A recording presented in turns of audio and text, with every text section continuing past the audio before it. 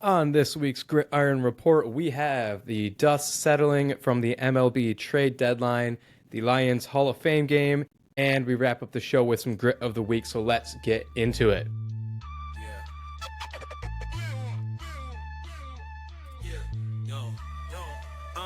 In the heart of the city where the lights grow dim, grit and grind every inch, every rim. From the underdogs rising to the legends that win. It's the grit iron report, let the games begin.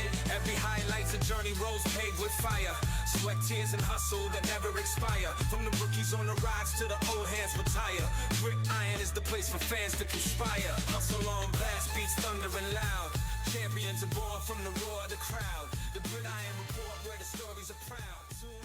Welcome to the Gridiron Report, your Lions First All Detroit Sports podcast presented by Mic Drop Studios. Today is Wednesday, August 6th, and raise your hand if you are absolutely fed up with these lackluster trade deadlines, no matter what franchise it is here in Detroit. Yeah, dude, tale as old as time, man. Like, Detroit fans, we want more, you know? Like, we're always at the deadline. We're like, finally buyers. We want a splash. Like, we see other teams throughout the league. Doesn't matter which league you're talking about. Teams seemingly they know how to get deals done, and it just seems like time and time again in Detroit, like, you know, we have, like you said, lackluster trade deadlines, and you know, we're sitting here on the other end of it as Tigers fans. The team doesn't look that much better. It maybe you know, improved marginally, a little bit better. Not going to say that some of our additions didn't have, you know, pretty good starts when, you know, coming over to the Tigers, but overall, man, like you saw a lot of teams around the league get a lot better, and I don't think we're one of them. So yeah, I don't know. We'll see how it goes. Scott Harris, we still got to trust him, but yeah, I'm a bit fed up right now. I'm certainly not impressed.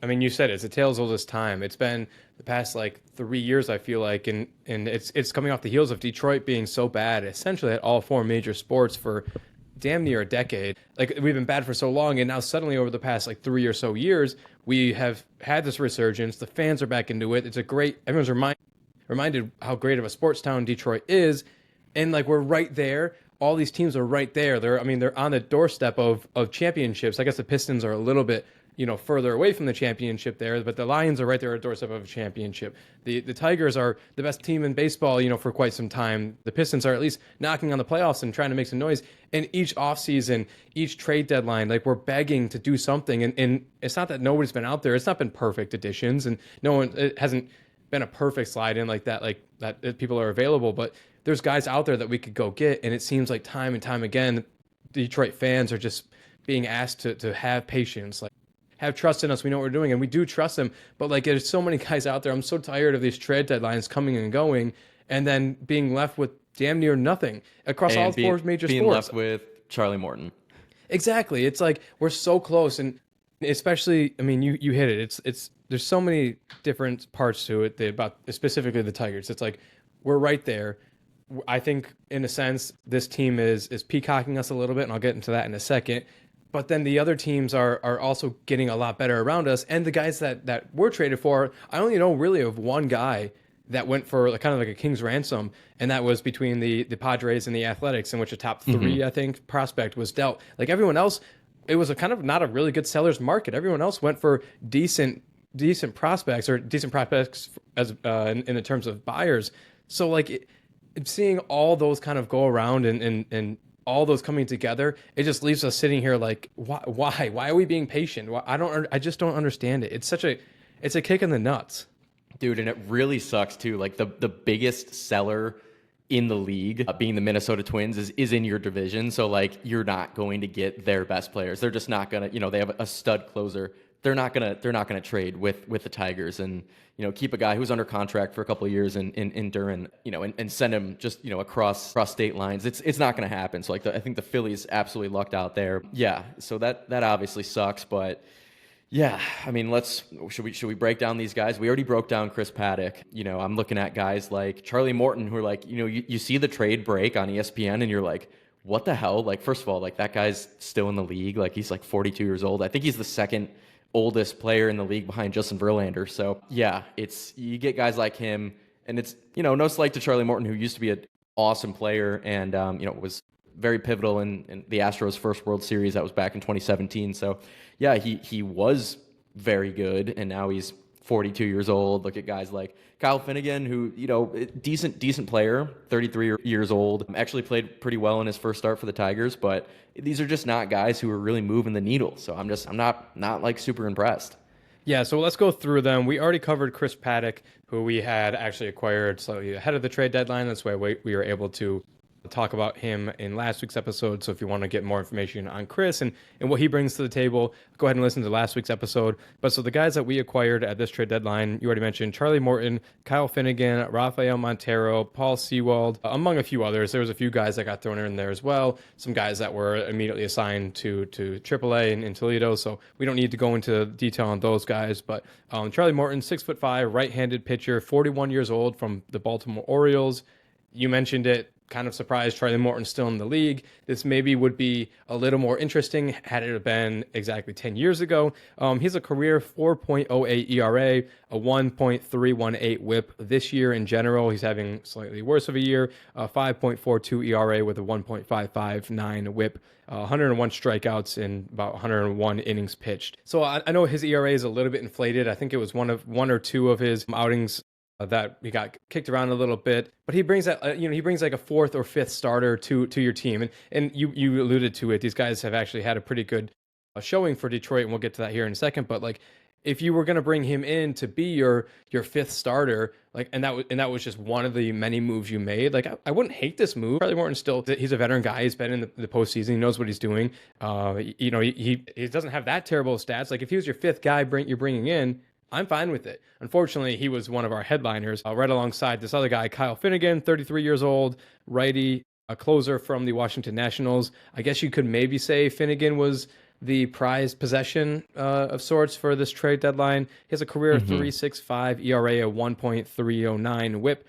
This year, again, similar to Morton, having a little bit worse of a year, 4.24 ERA, 1.24 0 whip, 33 strikeouts in 41 games and 20 saves.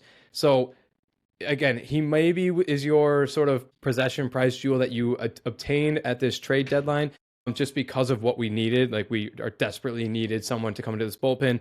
The issue with him, and we talked about this kind of with some of our other guys, is that he's only a 24th percentile in swing and miss. So like, he doesn't add that swing and miss arm that the back end of the bullpen desperately needs. Now, he's still decent. He's a good closer. He was an all-star last year, so like, it's not like he's a schmuck, but he's not the swing and miss arm that you desperately need, and so he's not really anyone that's moving the needle totally. I'll go through these last two guys, and I don't want to hear your thoughts on the rest of them. Rafael Montero from the Braves was the other guy we got. He is kind of the opposite of Kyle Finnegan. He is that swing and miss arm. The issue with him is that he is insanely inaccurate, and so it's kind of a cross your fingers, hope Chris Fetter can kind of figure him out and dial him in a little bit.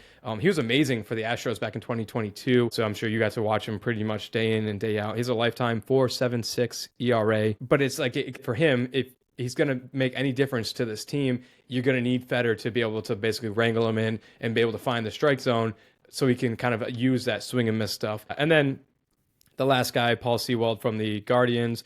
Again, another interdivision trade, so kind of interesting there. Only has 15 innings pitched this year due to an injury. He was immediately placed on the 60-day IL and isn't eligible to return until September 10th.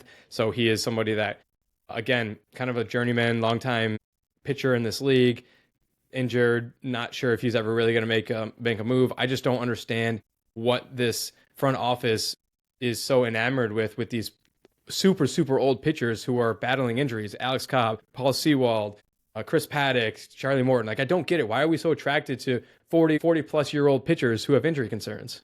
It's like we're throwing shit at the wall and hoping that something sticks. Like, one of these vets is gonna help us make a deep run in the playoffs. I don't really get it. It doesn't make a lot of sense to me. But yeah, let's go back real quick. Charlie Morton. So I will say, and you did mention this, Tyler, horrific start. I mean, I remember seeing his first couple starts, and this guy was giving up like 8 runs a start, and I'm like, holy shit! Like, this guy. I mean, is he hurt? Is it mental? And I think a story broke, and correct me if I'm wrong, Tyler. I'm not like imagining this, but did you hear the story that AJ Hinch actually reached out to Charlie Morton like a month ago, or maybe even longer ago, and kind of was just kind of just chatting with him and helping like kind of walk him off the ledge a little bit, give him his confidence back? Is that Did that happen, or am I swear I didn't make that up, did I? I have not read that. I'm trying to pull that up right now to see Hmm. if that is the case. But Maybe, continue maybe I because I'll take a look. Yeah, maybe I dreamed it. I don't know. I swear I saw something, and apologies to the listeners. I did not do a smidge of research on it, but regardless, yeah, I think that AJ sees a lot in Charlie Morton. Obviously, he knows exactly the kind of pitcher that Charlie is. They played together. AJ not played together, but AJ was his coach in Houston. So he knows the caliber of pitcher. Granted, of course, he's 41 years old now, so quite a bit older, but he's still got a bit left in the tank, and I think the Tigers did see that, and it kind of shows in Charlie's stats after that really horrific start. First couple months of the season were bad. He's actually settled in, and he's pitching better. Still not fantastic by any stretch, but for a guy his age, he's still pitching pretty well. He's got an awesome curveball. Say what you will about the curveball being a bit more of a dying pitch in the league, but it's still, man, it's filthy. 12, and he kind of throws it from almost a 3/4 arm slot. So it's a great pitch. So yeah, I think maybe they're buying low on an old veteran like Charlie Morton and hoping that he can be that durable guy. The great thing about Charlie Morton is he's not very injury prone. It seems like he's extremely durable. So I think that's got a lot going for him too there. Don't exactly hate the Charlie Morton trade. When I saw the headline, I hated it, and then I looked into it a little bit more, and yeah, it's not horrible, but yeah, like you said, for him to be one of the headliners on this trade deadline, like it's still kind of brutal, man. Exactly. If he was the last name guy, and because I feel like really none of these, maybe the Paul Sewald one, just because like he's injured, and I don't know much about Paul Sewald. Like I don't hate any of these trades. It's just they're not what we needed right now. It feels a lot like, and it's different because it's completely different front offices, and I have a lot more faith in this front office. But like to me, it feels like Troy Weaver doing his reclamation projects. Like he went out and he had to have James Wiseman. He went out and he had to have Marvin Bagley. Like he's these guys. He sees these guys and he thinks that he can fix them, and he can can be the smartest guy in the room and be like, well, yeah, I saw the potential there. I was able to fix him because I saw the talent. And like you mentioned, it's throwing enough shit at the wall. Some of it's gonna stick. And with the way this team is playing right now, and this last month and a half of garbage baseball they've been playing, I don't want shit at the wall. I don't want to find that one piece of shit that sticks on the wall. I want somebody that's going to come in and provide a spark and get these guys playing back to the way they were for the first half of the season and really push us into the postseason. It's just like any other year, maybe this will be okay, but the way the last month has unfolded, this is not what this team needed. And back to Morton, just real quick. I did look it up, and it is true. So after the Tigers played the Orioles in June of this season, Hinch gave Charlie Morton a pep talk, and yeah, just really tried to give him a little bit of his confidence back. And I think that it's, to an extent, it's worked. Their relationship is certainly a factor on why Morton wanted to come to Detroit at the deadline. And I will say his first start for the Tigers was awesome. He pitched, I think, six innings, maybe one run. It was awesome ball. I don't have the stats up in front of me, but yeah, he looked great. So for getting him for a bargain, didn't have to give up that much. Maybe it's going to work out okay. Yeah, so you just mentioned the starts from all these guys. It's kind of poetic that immediately at the trade deadline we go up against a team that kind of did what we all wanted them to do in the Phillies, and they went out and got Johan Duran. So like we had to immediately play against the guy that all the fans wanted us to go out and take, and didn't end up getting him. We had to go against him. But all our starters that we acquired and or relievers or closers, they all had really great outings for us to start the game or start the their tenure with the Tigers. So you had Chris Paddock in his debut. He had 6 innings pitched, 3 hits, 1 earned run, no walks, 5 strikeouts.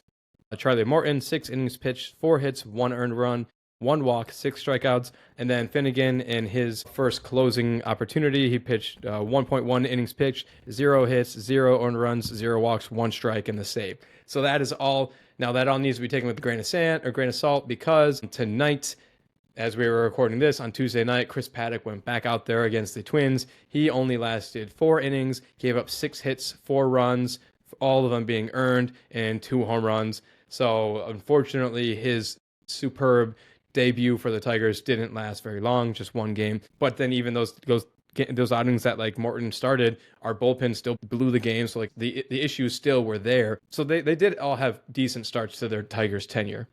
Yeah, and I just want to to put one thing to rest real quick. Everyone's talking about Johan Duran. I already said it, but we were never going to get him. I mean, the Twins were never going to send him in division. So, I mean, I know we can bitch and moan that it seemed like the Phillies got Duran. We didn't. We were sitting here with our dicks in our hands, but we were never going to get that guy. The Twins were never going to send a caliber of player like Duran to the Tigers. So I want to put it to rest. 100%. Obviously, when the deal got broke and everyone was like, that's all he really went for. Like, if that were to be with the Tigers, they would have at least asked for, like, at a minimum, starting with like Jose Porcino or like someone of our top 5 probably prospects, because it's staying into the division. He had control. We'd have him for the next 2 years. They'd have to play him so many times. He would have gone for a lot more than he did if it was interdivision. So I agree with you on that one. That was never going to happen. But you look at the other teams and the other guys that got dealt. The Mariners, who just absolutely dog walked the Tigers. They got a lot better. They won the Eugenio Suarez sweepstakes. They traded for Josh Naylor even before the trade deadline. So they got better. If you look at the Yankees, all these teams that we're competing with, the Blue Jays, all these teams that we're competing with, they got so much better. The Astros got Carlos Correa back again. It's like all these teams in the AL all got better, and these guys, you just saw these guys come off the board to teams that are catching fire and starting to catch up to the Tigers. And so, like I said to start the show, it was just like a hit on so many different faces of like, we didn't get better. The teams around us got better. The teams that around us that got better, they didn't really have to give up that much to get those guys. So like, in all farm systems are different. All GMs and president of baseball operations, no matter, it depends on who it is that's calling, it's going to have different price tags. So like, you can't really compare like, oh, they got him for their 8th best prospect and their 16th best prospect. I don't know if that was on us, it'd be this guy and this guy. Like, it's not necessarily apples to apples, but it's got to be something close. And so it's like on so many different levels, a slap in the face to all fans of another trade deadline and or offseason, because I think that the Lions his past offseason not really making a move and for the defensive line, stuff like that, and we can get to them in a few minutes. Like, that's the same thing here. Just another slap in the face of not making moves and saying like, we like what we have here. And it unfortunately, I think it's going to come back to bite us in the ass. Dude, the Correa, you mentioned the Astros and Correa. That trade was crazy. Did you see any of the details on it? I know it was like no, and at the 11th hour, like, okay, yes, and they had to rework it. Like, it was dead in the water, and they reworked it, got him some more money, I believe, and then he agreed to go back to Houston, something like that. Yeah, it was essentially, yeah. I just think that the craziest part was the Astros didn't have to give up anything. They gave the Twins like one prospect just as kind of more of a novelty. It was like a guy who has like a 7 point something ERA, and I don't even know where he plays, high A, low A, whatever it is, but it was literally just a throw in just to have some player in there, like a bag of balls, essentially.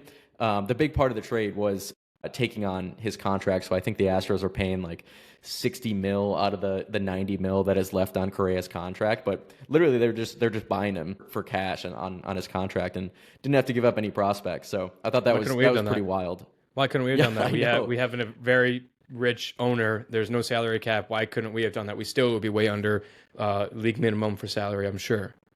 And again, the toughest part is like, it sucks that the team that sold the most is the team that's in our division and isn't going to want to give up like, good players like Duran or Correa, who still has a lot left in the tank, even though he's certainly older than he was. But yeah, I mean, I think that if the Tigers offered to pay 70 mil of Correa's contract and we threw in a shit prospect, I think the Twins say, no way, we're not doing it. But, they're shipping him off to a different division. I think it's a little bit easier.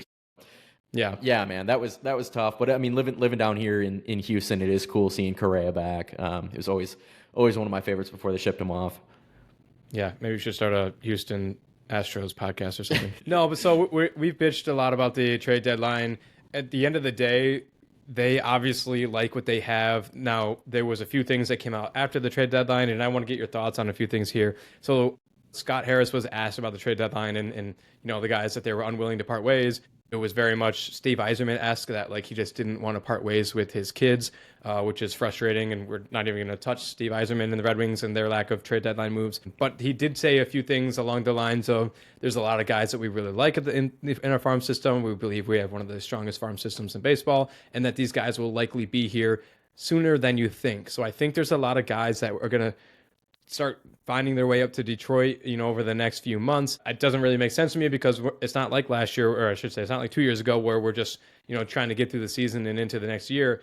we're actually in a pennant race and trying to win here. So like I don't necessarily want to see those guys be the ones brought up to assist. It's not likely that they can give all that. I would have rather had Eugenio Suarez or someone like that, but that's neither here nor there. So a lot of these guys, the how you leads, I don't think in any world we really would see a Max Clark or a Kevin McGonigal in Detroit this year. But there's a few guys that could very well be finding their way to Detroit soon. So I thought that was pretty interesting.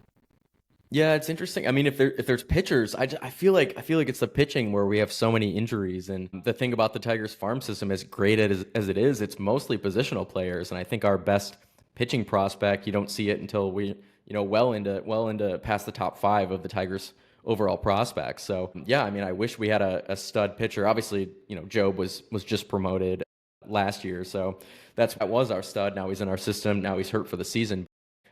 Yeah, I don't know. I feel like the positions of need right now, it's not going to really, it's not going to help promoting a guy from AAA up. So I don't know. That's just me, but you already see a guy like Troy Melton, who's only the Tigers' 8th or 9th best prospect.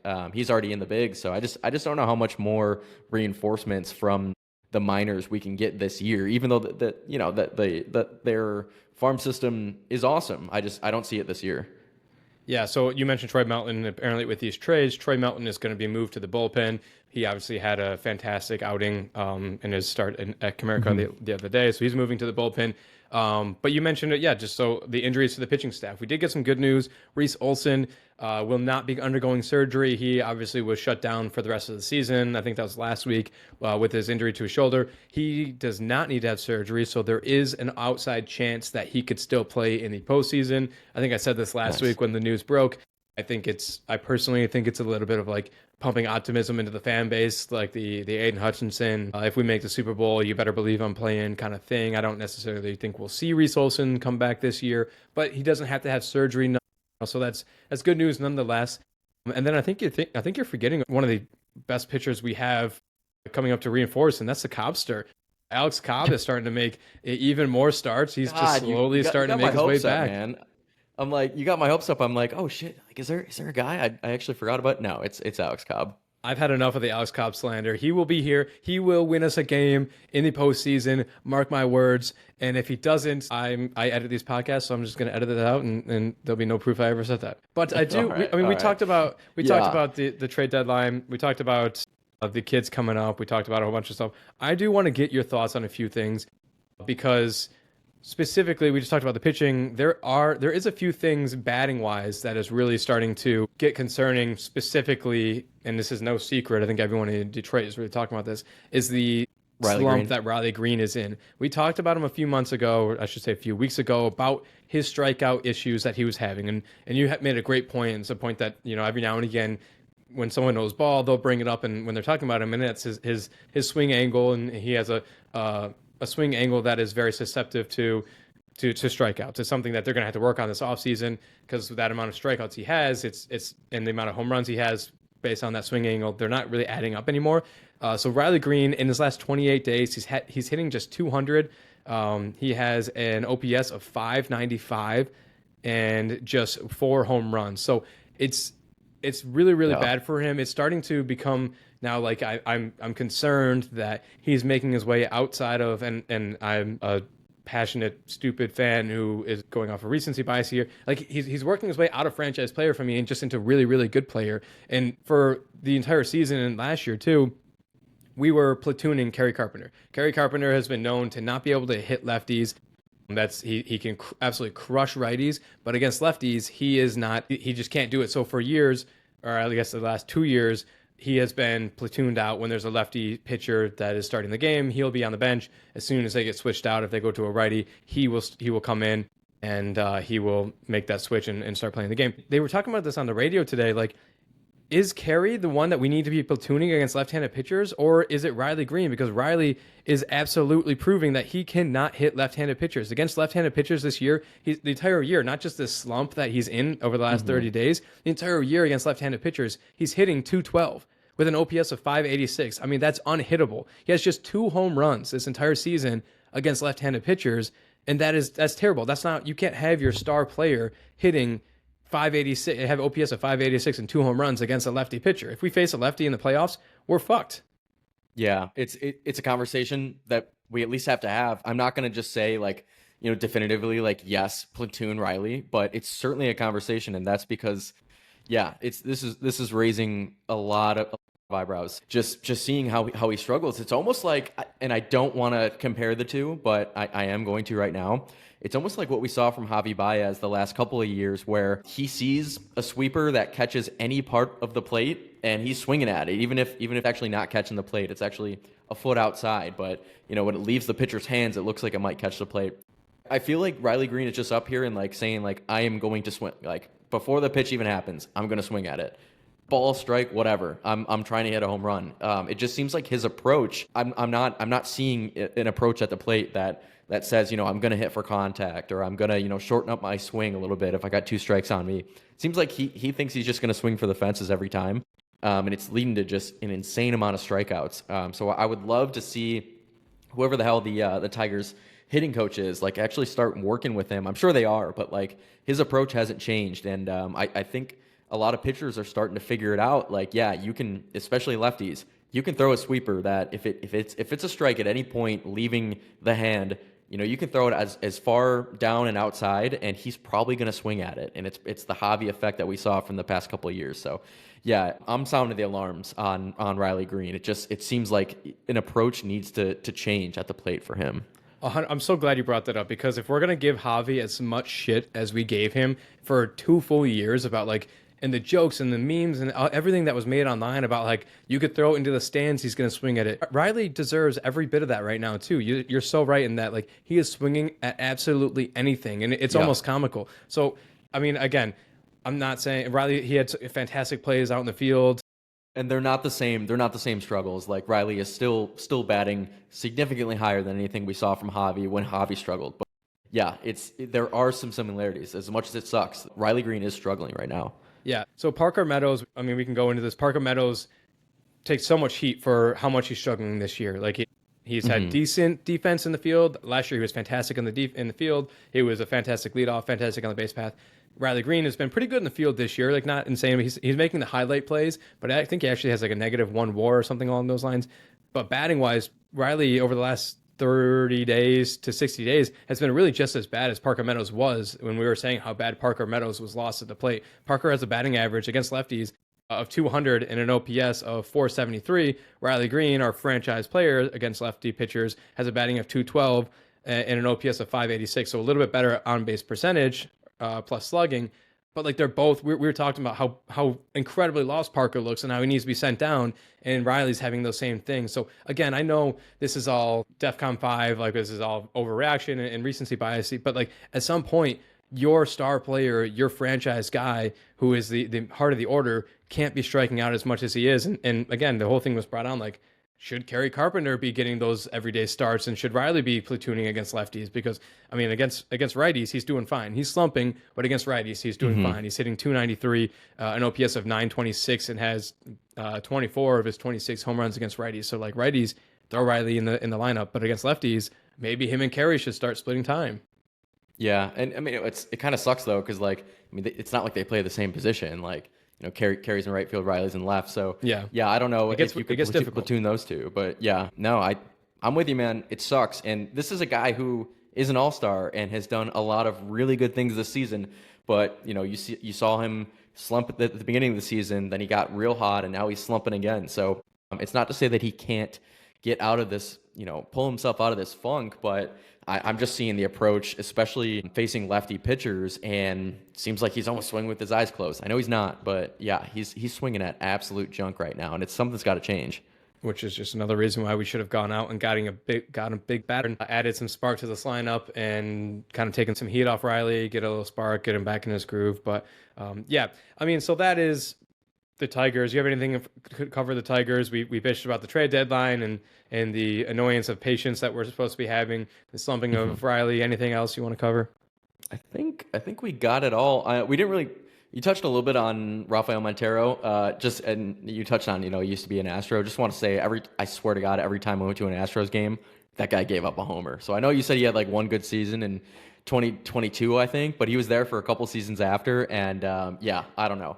That guy gave up a lot of dingers in that ballpark. So I don't know. Maybe maybe he's gotten better, but yeah, just wanted to throw that out there. He is someone, like I said, I don't dislike any of the deals except for probably that one and maybe the Paul one, just because, yeah, he is. I mean, I guess credit to them. He is that swing and miss arm that we desperately needed, but he gives up a lot of hard hit balls when they do make contact, and that's even if he stays in the strike zone. So that'll be definitely a big time project. Again, this team is not at a position where we need to be taking on projects, and this is a position where we want to win now, and Yeah. our team is slumping, and we needed some sparks added to this lineup in this rotation, and they didn't do that. So we'll see how they end up doing over the next. I believe. Let me just pull up real quick. I do have over the next, I think, 4 series that the Tigers are playing. Or I guess teams that they technically should at least win the series. They're all teams that have sold essentially. So we have 3 against the Twins at home, 3 against the Angels at home, 3 against the White Sox, and then 4 more against the Twins. You mentioned the Twins being one of the largest sellers. So even though they kind of knocked the Tigers around tonight, all in all, they are a worse team. So I mean, it is concerning. I think this in general, this team is peacocking us a little bit in that they looked big and bad and tough, and they had the best record in baseball for X amount of weeks and months. And, everyone was hitting so well, and it was all fun and games. But then you dive in a little bit deeper, and, it kind of looked like those numbers were stuffed, were padded a little bit against teams that are above 500 this first half of the season. We're 32 and 31, which is not super great. The other main competitors that, in the AL that are basically going to be coming down to the wire with us. The Jays are 36 and 27 against teams that are above 500. Seattle's 40 and 32 against teams that are above 500. The Astros are 33 and 29. So it's like you dive deeper into the numbers. Maybe we were just beating up on a bunch of bad teams, and we were peacocking our fans a little bit. And I don't know if the front office is falling for that, or maybe the opposite. They saw the peacocking coming, and they said, like, we are not really as much as we want to be. We're not there this year, so like let's try and not give away some of the farm and have them come up and help us next year. I don't know, man. Yeah, we'll see. A lot of baseball left to play, but yeah, I mean, I think it's fair for us, for Tigers fans, to not be super happy with what's going on right now. Yeah, so let's change gears a little bit. We are Lions First Podcast, as always. So we did have football, like we said last week. Last week was the final week in which we didn't have any football until like February or something like that. So we had the Detroit Lions playing the Los Angeles Chargers in the Hall of Fame game. Thoughts on the game, Kyle? Yeah. First thought, it was awesome seeing football back, seeing that, that ball kicked off, and you're like, holy shit, like these guys are actually in uniform, in pads. This is sick. And then the Lions caught that first ball, that first kickoff, and proceeded to fumble it on literally the first kickoff of the NFL season, albeit preseason. So, yeah, and then pretty much after that, they just played like absolute shit. I know, granted, these are all third strings, fourth strings, but yeah, our third and fourth strings, or whoever they are, a lot of those guys might be cut before the season starts, but those guys are pretty bad at football. So, yeah, it was a dog walking, never really a competitive game. Again, I know it's the Hall of Fame game. It's week 1 of preseason, and it doesn't matter in the slightest. But yeah, you would love to see at least like, a little bit of competitiveness from your guys who might be making the team, might not be, and didn't see it. Saw a lot of good things for the Chargers. Trey Lance, is Trey Lance back? He might be back. He actually looked very good, albeit against fourth and fifth stringers. But yeah, I don't know. A lot of takeaways, but I didn't really have much for the Lions. They kind of played like shit. Yeah, it's hard because you don't want to put too much stock into it, but at the same time, we want a few of these positions, these battles to be figured out. One of them being the backup QB position. Who's going to be it? Is it going to be Kyle Allen? Is it going to be Hendon Hooker? And it's like they both were trying to give it to the other guy. So both quarterbacks combined for just over 100 passing yards, no touchdowns, 3 interceptions. Like they both were kind of given the opportunity, and I obviously Kyle Allen was given the larger opportunity. He went 9 for 14, 91 yards, 2 interceptions, QB rating of 43.2. So he was given the larger of the opportunity, which is kind of surprising to me. I thought maybe we'd probably try and see Hendon Hooker a little bit more just to know what we have in him. But then Hendon Hooker was only given 6 passing attempts, 3 for 6, 18 yards, 1 interception, took 2 sacks. So I don't know. I didn't really get to see those 2, so I don't know if that was on him or the offensive line. But like, it seemed like neither one of them wanted to be backup QB. And I know Teddy Bridgewater just announced that he's going to try and make a comeback in the NFL. He was somebody that was on the Lions roster last year or 2 years ago. I don't think he actually ever saw any time. But like, for fuck's sake, these guys don't want to be backup QB. Maybe Teddy Two Gloves could be it for us. Yeah, yeah. And didn't Bridgewater come in the playoff game when Jared right before halftime went down with that ankle injury? Wasn't that Bridgewater who came in? Yeah, I believe so. He came in, and I'm just looking this up. Teddy Bridgewater has officially signed with the Tampa Bay Buccaneers, so he will not be coming to the Lions. But you're right, he did come in, and he was said, actually, strangely enough, he was said, I believe, to have had a profound impact on Jameson Williams. Kind of took him under his wing. That was right around the time Jameson was running through his suspension issues and his off the field legal issues, and Teddy was said to have a profound effect on him. So unfortunately, Teddy will not be coming to Detroit. Should have did better research there. But I mean, the backup QB position battle was just terrible. Look around elsewhere around the field. Craig Reynolds. He pounded it in for a touchdown on like the 2-yard line or something. He's a guy that I'm very happy to have as a third string running back. He's the guy that we mentioned last week. It's Dan Campbell's guy. I mean, we saw in Hard Knocks how he embodies everything that Detroit is and does. That he had that insane block sprinting down the field against the Buccaneers last year or 2 years ago that sprung. Dude, that was so for a sick. touchdown. Oh, so like, I mean, you do 2 stuff years like ago. that. You got a position for life on the Lions. The other sort of main position battles that the Detroit Lions had that all fans were kind of looking at was receiver. So you had Isaac Tesla had 2 receptions for 46 yards or on 3 targets. So he caught 2 of his 3 for 46 yards. Dominic Lovett, who I believe was our 6th round draft pick, if not somewhere around there. Another receiver. He had 5 catches of his 9 targets for 31 yards, average of 6.2. And his long was 10, so 5 of his 9. Got a lot of targets there. Everyone else across the board really had just a 1 target, so like nothing crazy receiving there. But yeah, I mean, I liked what I saw on the few drives from Isaac Tesla. I liked what I saw from Dominic Lovett. I know Dan Campbell was really furious with the performance and the effort and stuff, so I have a feeling the next game that we see from the Lions next week, I don't even know who we play. I have a feeling they're going to come out with a little more energy, a little more pop, and maybe show something a little more. Yeah, energy, pop, love it. So, yeah, and again, you said it, I said it. This game is meaningless. Quite literally, doesn't mean anything. But yes, there are some takeaways for a couple of those, position battles, or maybe not even so much battles, but guys, jockeying for that third string, whatever, that are still important.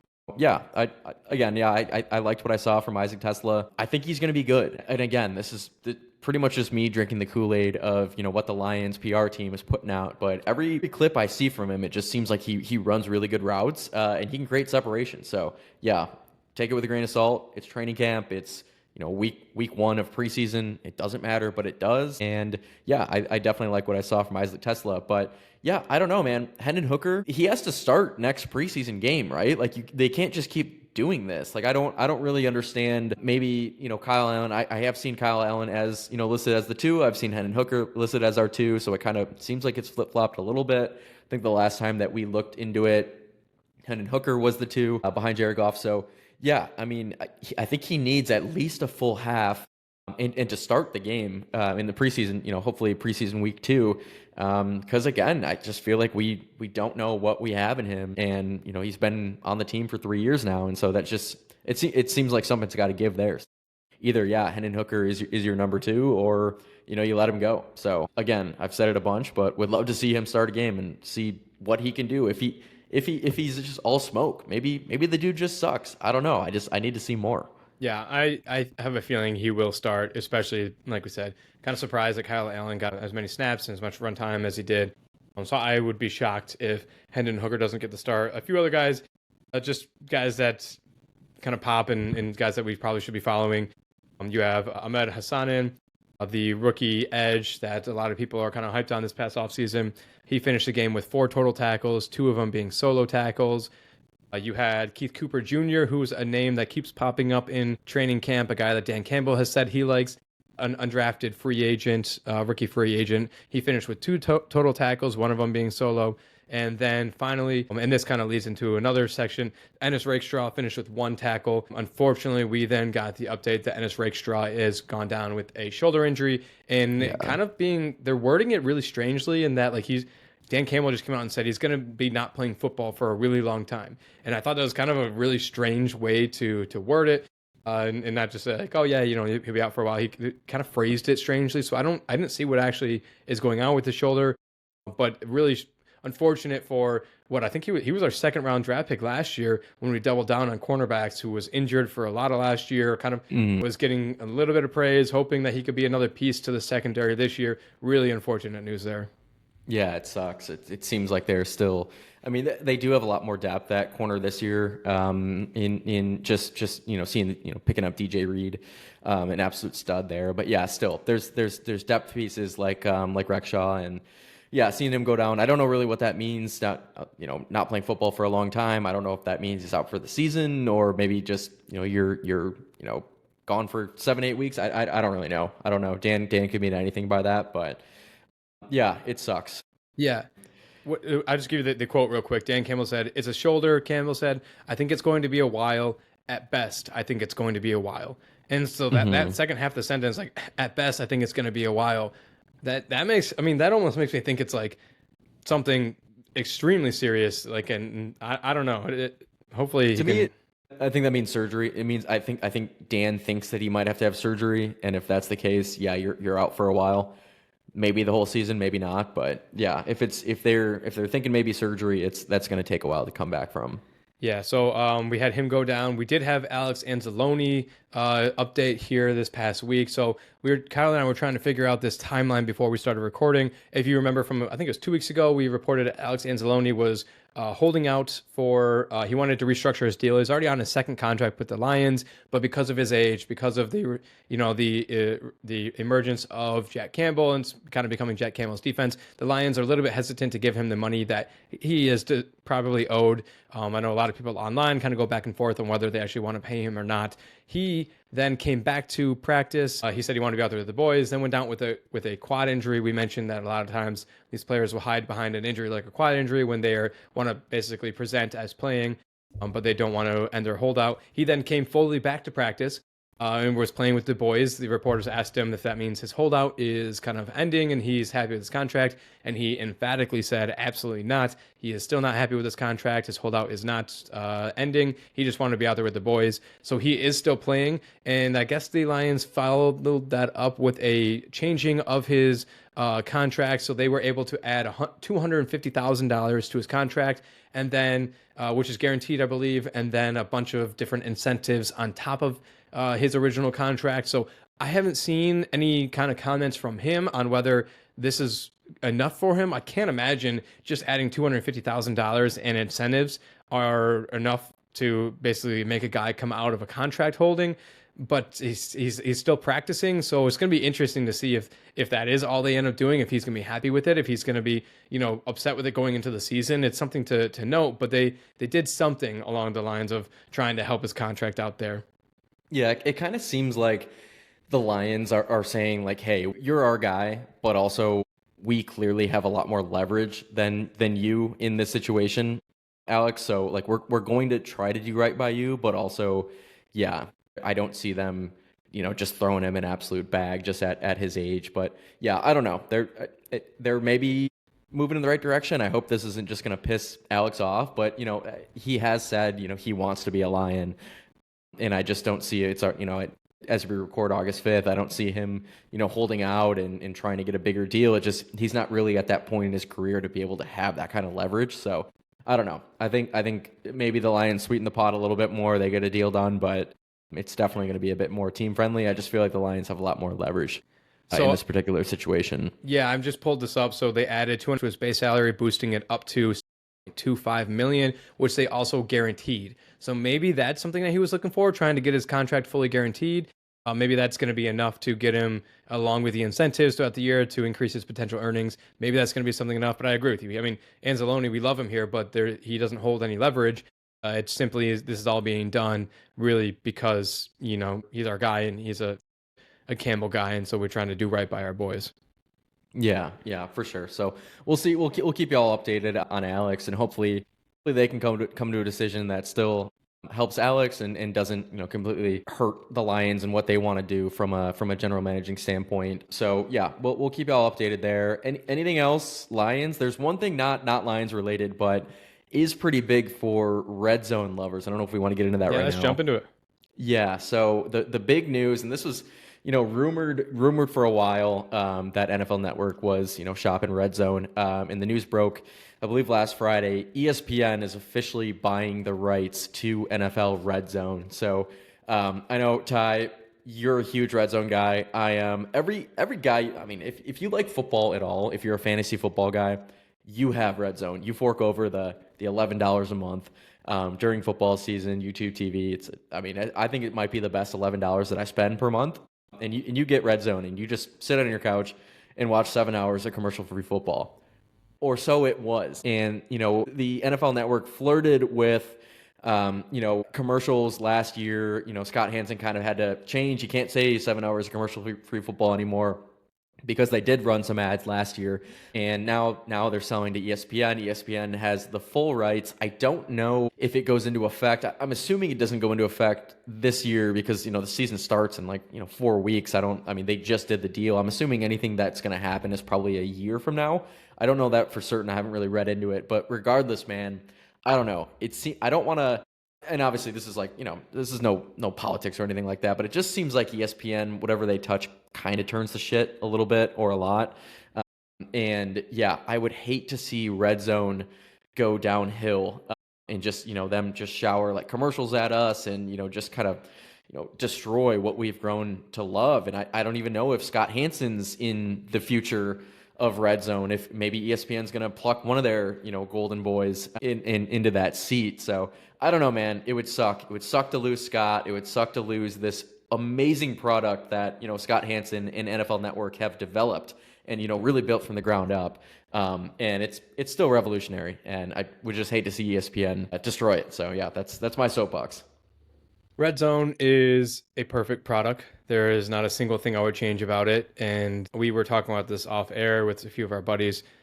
I think there would be such an uproar and a revolution if they did anything to fuck up Red Zone, that I think Scott Hansen has the fans back as much as possible. So if there's one guy that is going to stand up to ESPN for the fans, I think it's Scott Hansen.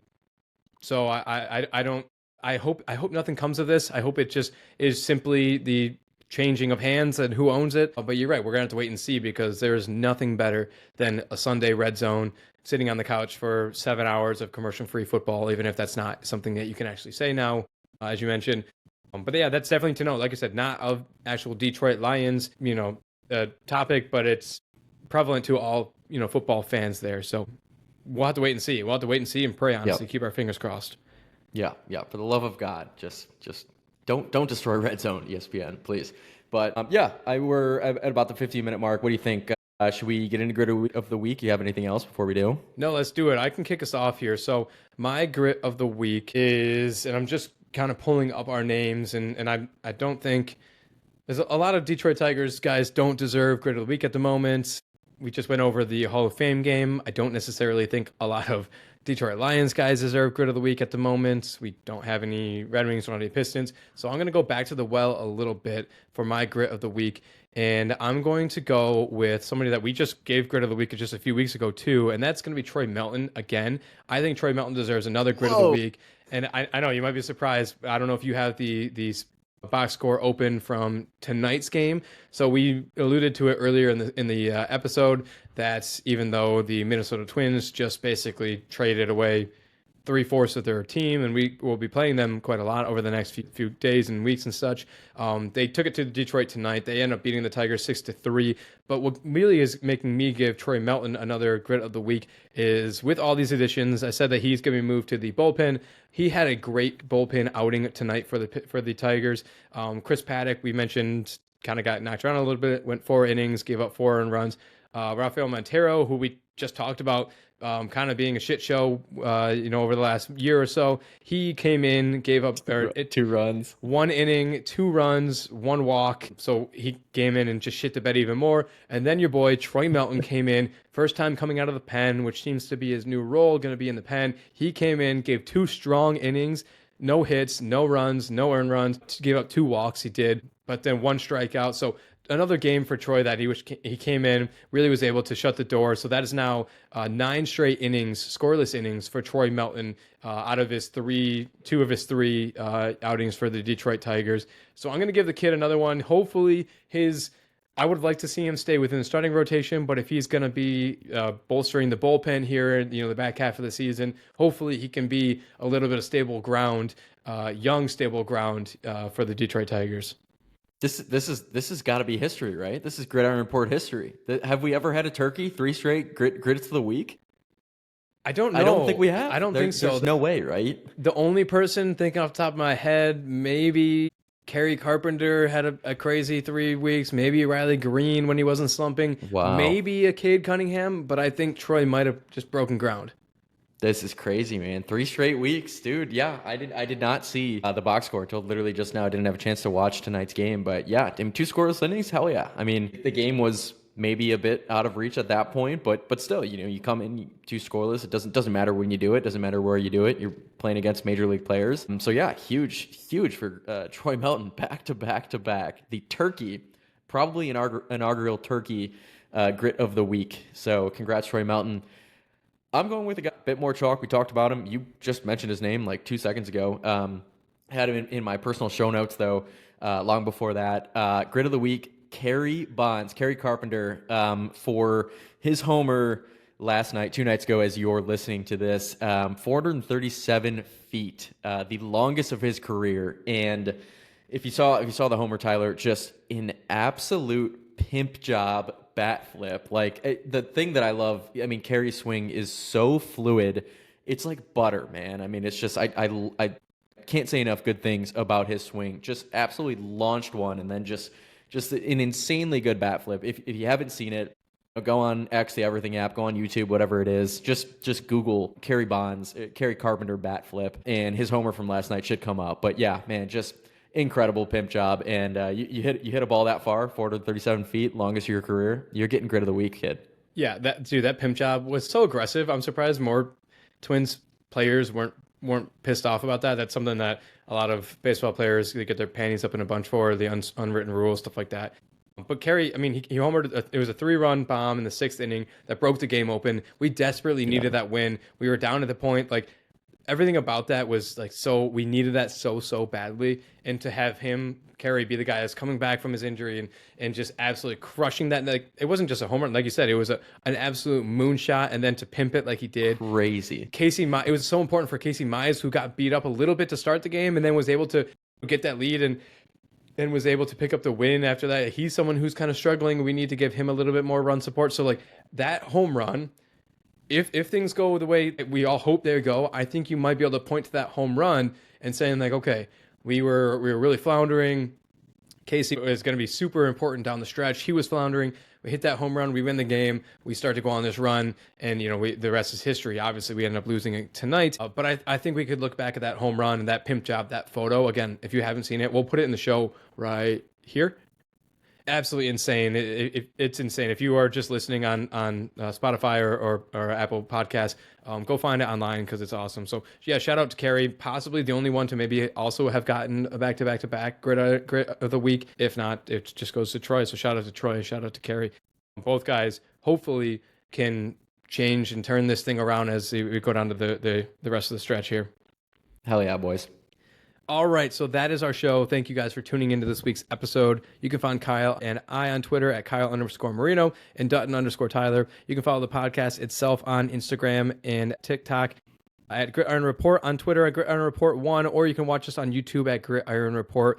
If you're into streaming, if you're into gaming, you can jump over to our other podcasts, the Party Chat. They're putting out great episodes every single week. Finally, you can join the conversation next week by calling into the Gridiron Report voicemail for us to play and discuss on the podcast. That number is 313-306-7939. And if you like this episode, please take a moment to rate it 5 stars and leave us a review saying so. Thank y'all for listening. Thanks, y'all. Restore the roar.